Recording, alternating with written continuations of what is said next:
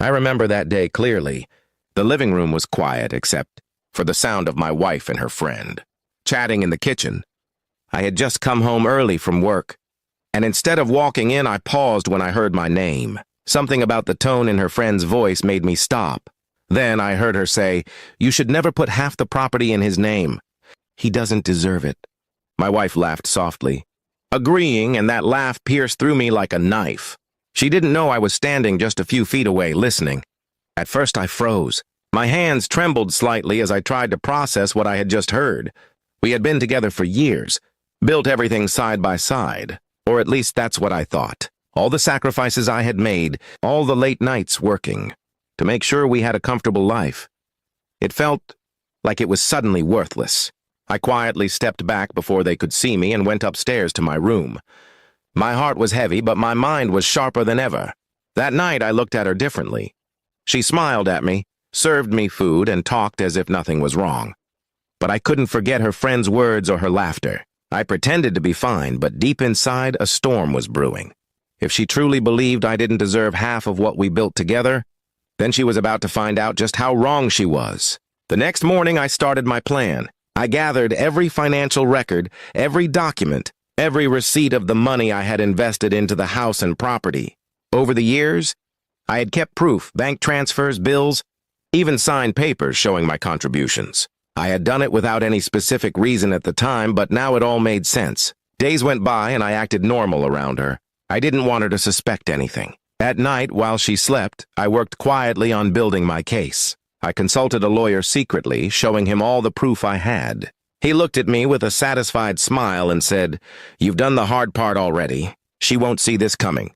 Meanwhile, my wife continued meeting her friend, and I could see how her attitude towards me had changed. She became more distant, almost careless. She didn't know that every little thing she did was only fueling my determination. I was done being the quiet, trusting husband. One evening, I decided to test her. I casually asked, "What do you think we should do with the property in the future?" She glanced at me and shrugged. "It's in my name, so I'll decide." "Don't worry about it." The coldness in her voice confirmed everything I had feared. She had no intention of ever acknowledging my part in it. That night I smiled to myself. Revenge was no longer just an idea. It was now a carefully crafted plan waiting to unfold. I had already made arrangements with the lawyer. All I had to do was wait for the right moment to reveal it. Weeks later, her friend came over again. This time I didn't hide. I walked into the living room and greeted them both. They looked a little surprised, but I kept my composure. I waited until the conversation turned toward money and property, and then I casually said, "It's funny how people think they know who deserves what." My wife shifted uncomfortably, but her friend laughed nervously. When her friend left, my wife asked me what I meant. I looked her straight in the eyes and said, "You'll find out soon enough." She brushed it off, thinking I was joking. She had no idea what was coming. A few days later, I called her into the living room. On the table were all the documents, neatly arranged. I slid them across to her and said, "Read."